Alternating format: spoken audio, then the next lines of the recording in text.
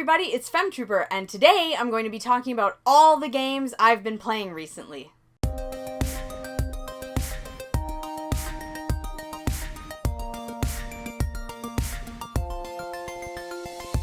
So another roundup video of all the games I've beat recently, which is another three awesome games that I'm really excited to talk about. Of course, before we get into anything, please make sure you're subscribed. If you're not, click like and tell me in the comments below, what have you been playing recently? What games have you beat? So we're gonna start this video off with, so far it's my game of the year. So yes, high praise, and that is Like a Dragon Infinite Wealth. Oh my gosh, been waiting for this game for so long. Ever since I beat Like a Dragon, like Yakuza Like a Dragon, I was in love with that game. It's so fantastic that it's like, how can they top themselves? Well, they have. They have done an excellent job with the sequel, which is Infinite Wealth. First of all, I will say that yes, it is a direct sequel to Yakuza Like a Dragon. Don't just go into this game. Please play Yakuza Like a Dragon first. You're not going to even know who any of these people are. It's going to be weird, and it's very fan servicey with bringing characters back from the original. You're just not going to know what's going on. So please do not start your Yakuza journey here. You have to play the other one. However, I will say you can play Yakuza Like a Dragon without having played all the other Yakuza games. You're going to miss on the odd little thing here and there, but you can definitely jump in because it's a brand new protagonist. So yes, you can, but this is a sequel, so please play Yakuza Like a Dragon.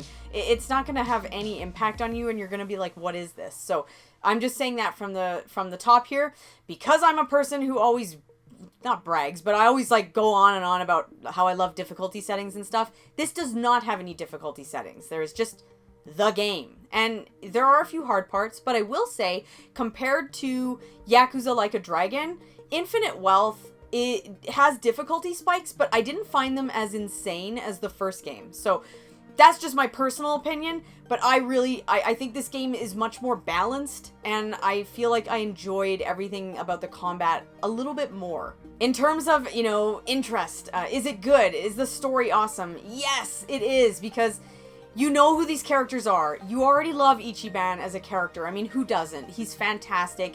He's amazing. I will say that this game is probably 50% Ichiban and 50% Kiryu. So just know that when you're going in, because you are going to be playing as both of them, and it's about 50-50 in terms of screen time, in terms of, I mean, I don't know exactly, but like really it did feel kind of like 50% of the game is Kiryu, 50% of the game is Ichiban. So it's not just Ichiban in this game. So just know that, but it's fantastic. It's great because I love both characters. In fact, they're both like two of my favorite protagonists of all time. So having the story be about the two of them was fantastic. Seeing them work together, great. I really thought the story was heartwarming in terms of Ichiban trying to find his mom. It was really, really cool, and it's set in Hawaii. The whole game isn't.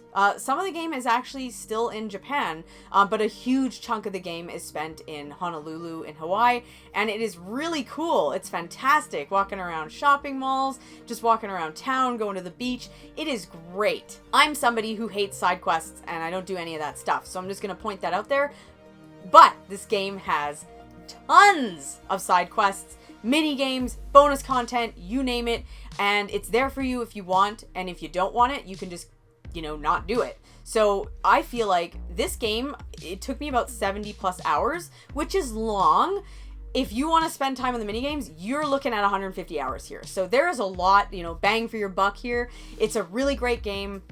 Highly recommend it. It's my game of the year so far. I know I'm starting my list off with my favorite game, but it's out of the games I just beat, it's the first one. So it's really good. It's really good. I'm gushing about it. I enjoyed everything. I was happy from A to Z. I was like, every moment of this game was exciting. Lots of jaw-dropping moments where I was like, oh my god, I couldn't believe it. Was so intense, so thrilling. Everything you expect from Yakuza is here, and it was just wonderful. Next is a much shorter game, completely different genre, but a game that it's not talked about too much, but I think it's actually pretty good, okay? And that is Princess Peach Showtime. This game, pretty neat, pretty unique, very unique. I really like it. it's just not perfect, okay? So this is, to me, not the best game out there. I don't think maybe it's a 10 out of 10, as I've done. I don't know. To me, maybe it's like a 7 or an 8. It's really good, but it's not amazing. Now, it's weird because this game is short. It's like 5 or 6 hours, but somehow it kind of felt long sometimes, so that's kind of a problem. But I still think the game, because of its absolute, like, super unique gameplay, very creative, like, it's really, really neat. And I will say this, there's not a lot of other games like this. This is its own thing. It's not a platformer, it's not action adventure, it's not a visual novel, it's not a mystery game, but it's like all those things in one. It's really, really interesting. Every level is like a play that you're in, and you take on different personas and costumes. So sometimes Peach is a figure skater, sometimes Peach is a detective, or sometimes she's a ninja, sometimes she's a mermaid, whatever, and you have to do something, and there's different abilities as that persona, right? So when she's a detective, she can do one thing. When she's like a I don't know, like a sword fighter, she's one thing. So it's kind of like, it's really neat, but it's sort of just, it's not quite there, where I feel like if they made a sequel, it would probably be better and it would be, you know, more perfected. But it's just, it needs like a little work, but I feel like this is absolutely, without a doubt, because this is something I thought about when I was playing it, it's a really, really great game to play with kids. I was like, oh my god, because it's doable, there's the right amount of challenge. I feel like this game is pretty, like, challenging if you go for every collectible. Like, it's not just a walk in the park, but if you just fly through the game, it's pretty easy. There were a couple times where it was like, oh, that's a little annoying. There'd be like a boss where it was a little challenging, but nothing ridiculous here. And I think it's like a really good game. Like, if you were like 8 years old, you'd be having a blast here, because it's kind of fun, and it might be kind of a memorable experience because it is so different. Very, very unique game. I really like it. Like, I'm giving it a thumbs up, and I'm saying you should buy it.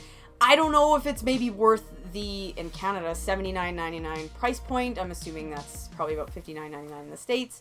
But the full price Switch game, I feel like this should have been a bit lower. Like, if this was $64.99 in Canada, I would have been like, yeah, that checks out. So maybe, I don't know, it's because it's a first-party title, but to me, it doesn't have the same amount of care as a first-party, like, Mario game or Zelda, where it's like, okay, I get why those are full price. This one, I'm not sure. So it's like, maybe a lot of times they'll put various Nintendo games on sale. I see that all the time in Canada, where like you'll see Odyssey for like $54.99 instead of $80. I see that all the time. I feel like this is one of those games you might see, especially on like a Black Friday sale. Go for it. I am recommending this game. I'm just saying it's not like the best game I've ever played. So I'm not going to gush about it the way I'm excited about Like a Dragon Infinite Wealth. But I am going to say this is a thumbs up. This is a definite, like, you know, 7.5 out of 10 experience. I really, really like it.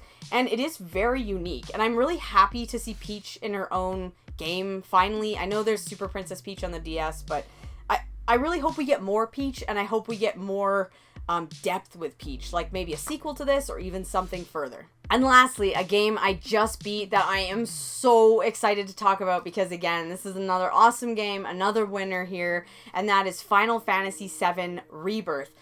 Whoa, what a fun time this was. Really, really great. However, I will say that I'm still sticking to Infinite Wealth as my game of the year because as much as I love this game, there were a few tedious moments for me that just knocked it down, where it's like, I don't know, maybe it's, instead of a 10 out of 10, it's like a 9.5, or it's a 9 out of 10 for me. And a few reasons, I'll just quickly say them quick, because everything else in this game is phenomenal. But the only negatives for me were a few dungeons that I felt like were either like drawn out, where it's like, I don't know if we need this. This was just here to add another 3 hours to the game.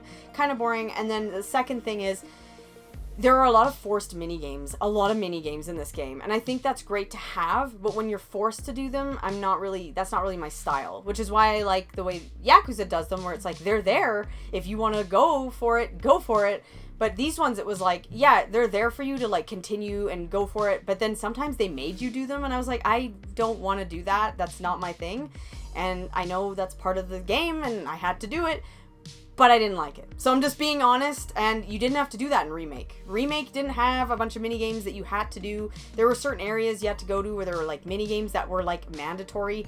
Costa del Sol, you had to do some minigames there, and I was just like, but why? I don't want to do this, and I feel like it's not adding a ton of value to the game.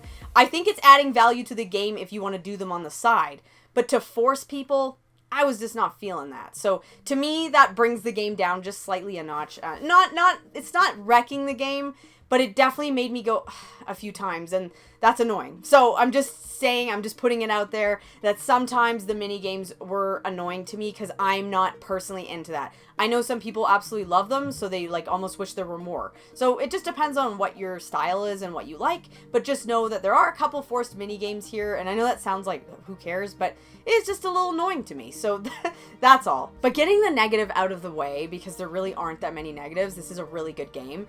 I really, really like this game. And the whole time I was playing it, I'm like, well, do I like Remake more?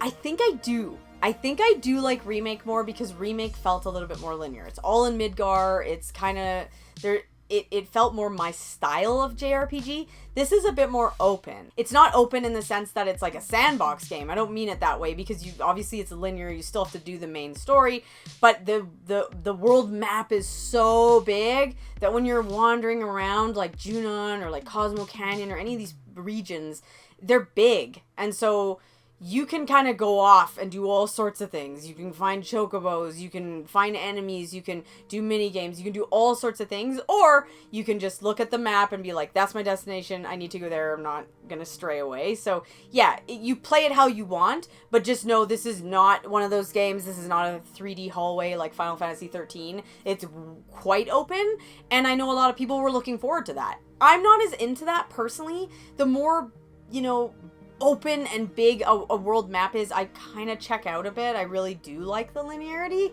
It's just a personal taste thing. So I'm just throwing that out there that I think for some people that was like, thank God, like I'm so excited that it's so open. And then for me it was like, yeah, that's okay. I'm just not as into it. But it was really nice to actually have a world map this time and be able to adventure. It was kind of cool to come across, and now you're at a new town. New towns! It wasn't just Midgar, right? I know there are towns within Midgar in a way, you know what I mean? But not the way this was. So there actually were different cities and towns you could go to. Lots of iconic moments.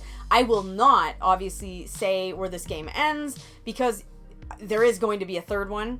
They're dragging this out into 3 games, which is fine because I am so excited and there's lots of content still. I'm someone who has played the original, so I know what we haven't gotten to yet and, what they did show. It's really cool, and with these games, they can take something, that was maybe a 15-minute thing and make it a 3-hour thing, and because they just have the capability of doing that. So it's really exciting seeing some of these places and having them become fully fleshed out worlds and cities where they were just kind of whatever in the original. So really cool. I absolutely love this game. I had such a good time with it. I definitely, got a little bit teary in some moments. There are some sad moments in this game. There are some heartwarming moments in this game. It's really, truly amazing. It's a great game. I'm so happy. And now I just have the frustrating thing of having to wait for the third one, like we all are. So it's really good. I remember it ending and being like, oh my god, I am so excited for the third one because I just love these characters. That's one thing I will say about Infinite Wealth as well as Rebirth here. These 2 games, these 2 series, because obviously the first games in the series, it applies to that as well. Amazing characters, okay? Amazing. So much laughter, so much like funny stuff, comedy.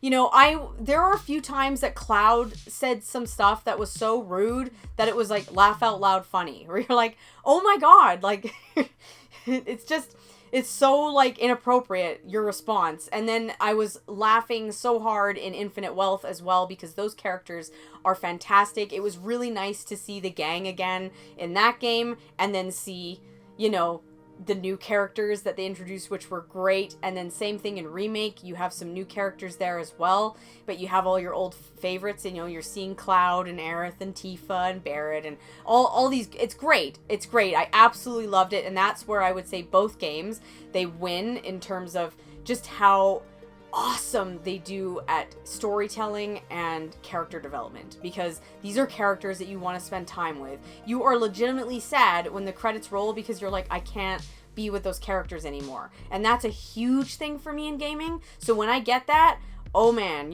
I'm bumping these games up. They are favorites for me. So huge win actually on all the games I've been playing recently, because they were all really good and 2 of them are like phenomenal. So those are the games I've been playing and they were all great. So I want to hear what games you've been playing recently. And of course I will make more of these. I really like doing these update videos. I find it, it's just better to me than doing like individual reviews. So if you want my thoughts, you're going to come to these.